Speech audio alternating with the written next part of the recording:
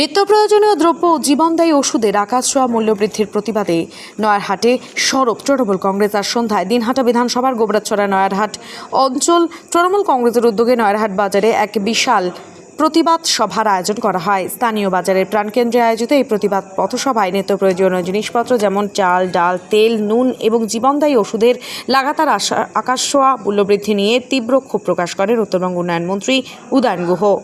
এছাড়াও তারা কেন্দ্রীয় সরকারের জনবিরোধী বিভিন্ন নীতি এবং তার ফলস্বরূপ সাধারণ মানুষের দৈনন্দিন জীবনে যে চরম দুর্ভোগ নেমে এসেছে সেই বিষয়েও জোরালো সমালোচনা করেন। এই গুরুত্বপূর্ণ পথসভায় উদয়ন গুহ সহ উপস্থিত ছিলেন দিনহাটা 2 নম্বর ব্লক তৃণমূল কংগ্রেস সভাপতি দীপক কুমার ভট্টাচার্য এবং স্থানীয় তৃণমূল নেতৃত্বরা। মন্ত্রী উদয়ন গুহ এদিন বলেন, কেন্দ্রীয় সরকার লাগাতারভাবে নিত্য প্রয়োজনীয় দ্রব্যের দাম বাড়িয়ে চলেছে, যার ফলে সাধারণ মানুষ আজ দিশেহারা। জীবনদায়ী ওষুধও আজ মধ্যবিত্ত এবং গরিব মানুষের নাগালের বাইরে চলে যাচ্ছে। আমরা এর তীব্র প্রতিবাদ জানাচ্ছি এবং মানুষের পাশে থেকে এই লড়াই চালিয়ে যাব। এছাড়াও দিনহাটা 2 নম্বর ব্লক তৃণমূল কংগ্রেসের সভাপতি শ্রী দীপক কুমার ভট্টাচার্য সভায় বক্তব্য রাখতে গিয়ে বলেন, কেন্দ্রীয় সরকার শুধুমাত্র কর্পোরেটদের স্বার্থ দেখছে, সাধারণ মানুষের কষ্টের কথা তাদের কানে পৌঁছয় না। এই মূল্যবৃদ্ধি অবিলম্বে নিয়ন্ত্রণ করতে হবে, না হলে আমরা বৃহত্তর আন্দোলনে নামতে বাধ্য হব। আর কি বললেন তারা শোনাবো আপনাদের। বাঙালি আছেন, তারা মাছ কেনার জন্য ওই চিত্তরঞ্জন মার্কেটে সকালবেলা বাজার করতে যান, বিশেষ করে শনি রবিবার ছুটির দিনগুলো। এবার বিজেপির নতুন এমএলএ ভোটে জিতে চিত্তরঞ্জন মার্কেটে গিয়ে রুমাল দিয়ে নাকে পেঁচিয়েছে, রুমাল দিয়ে নাক বন্ধ করেছে। কেন না মাছের গন্ধে তার গা গুলোচ্ছে, হুলিয়া জারি হয়ে গেল। চিত্তরঞ্জন মার্কেটে আর মাছ বিক্রি করা যাবে না। আপনি মাছ খান না খান, কোর্টের থেকে মাছ পাবেন পান। চিত্তরঞ্জন মার্কেটে গেলে বিজেপির যারা আমিষ খায়, নিরামিষ খায়, যারা মাছ মাংস খায় না, তাদের নাকে গন্ধ যায়। সেই জন্য মাছের বাজার বন্ধ। এখন থেকে আর ওখানে বাঙালি মাছ কিনতে পারবে। এইরকম একটা অবস্থা মধ্যপ্রদেশেও হয়েছিল। ভোটে জেতার পর ঘোষণা হলো যে মধ্যপ্রদেশে মাছ মাংস ডিম বিক্রি হবে না, সবাইকে নিরামিষ খেতে হবে। এবার আমি একটা তর্কের খাতিরে ধরে নিই যে 26 সালের বিধানসভা নির্বাচনে মমতা বন্দ্যোপাধ্যায় হেরে গেল, আমরা যে যেখানে দাঁড়ালাম হেরে গেল। বিজেপি পশ্চিমবাংলায় ক্ষমতায় এলো, মুখ্যমন্ত্রী তৈরি হলো, বিজেপির ঘোষণা করে দিল যে বাংলায় আর মাছ চলবে না, বাঙালি আর মাছ খেতে পারবে। আপনি কি ভাববেন? যে একটা হচ্ছে খাদ্য, একটা হচ্ছে শিক্ষা, আর একটা হচ্ছে স্বাস্থ্য। এটা মানুষের অধিকার। আপনাকে যে দেয় সে দয়া করে দেয় না। প্রত্যেকটা মানুষের অধিকার আছে বাঁচার। তার খাদ্য যোগানের দায়িত্ব হচ্ছে আমাদের সরকারের, এবং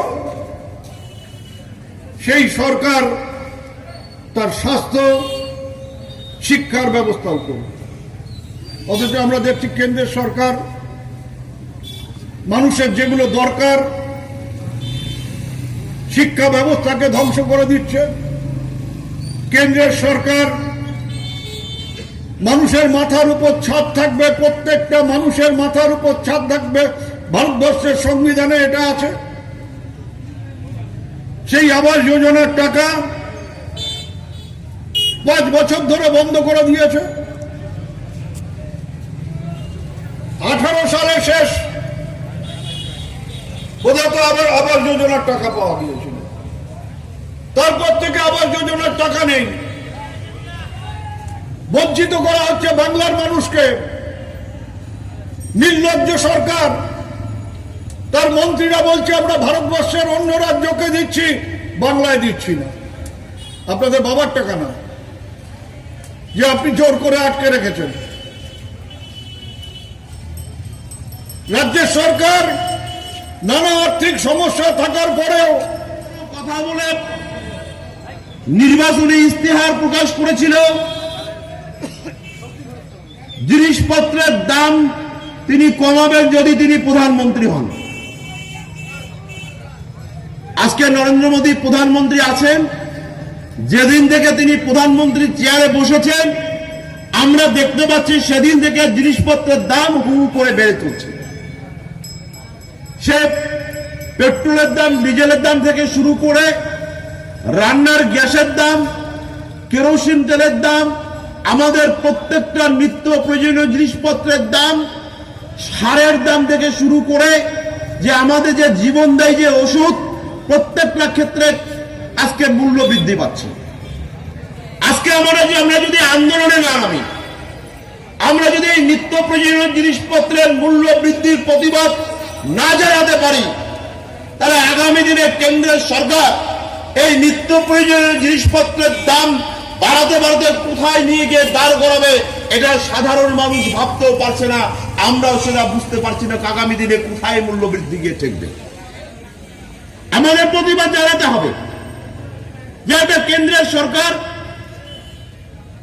যারা গরিব মানুষের উপকারে লাগে, গরিব মানুষ ভালো থাকতে পারে এমন কোন প্রকল্প এই নরেন্দ্র মোদী সরকার আজ পর্যন্ত চালু করতে পারেননি।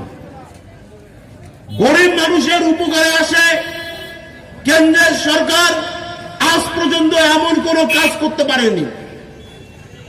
বিজেপির কোন নেতা বিশেষ করে যদি কখনো নির্বাচন, এখন তো আমরা তাকে খুঁজে পাই। আপনি কি বাইক বা স্কুটার কেনার কথা ভাবছেন? তাহলে এখনই চলে আসুন দিনহাটা ইয়ামাহা অটো সেন্টারে এবং নিজ হাতে পছন্দ করে নিয়ে যান আপনার স্বপ্নের বাইক বা স্কুটার। আমাদের এখানে রয়েছে বিভিন্ন মডেলের বাইক ও স্কুটারের বিশাল সমাহার, রয়েছে স্বল্প ডাউন পেমেন্ট, ন্যূনতম ডকুমেন্টস ও সহজ ইএমআই এর সুবিধা। এছাড়াও রয়েছে যে কোনো কোম্পানির পুরনো গাড়ি এক্সচেঞ্জের সুবিধা। তাই আর দেরি না করে এখনই যোগাযোগ করুন দিনহাটা ইয়ামাহা অটো সেন্টারে। আমাদের ঠিকানা সাহেবগঞ্জ রোড, বয়েজ বিক্রিয়েশন ক্লাবের সামনে।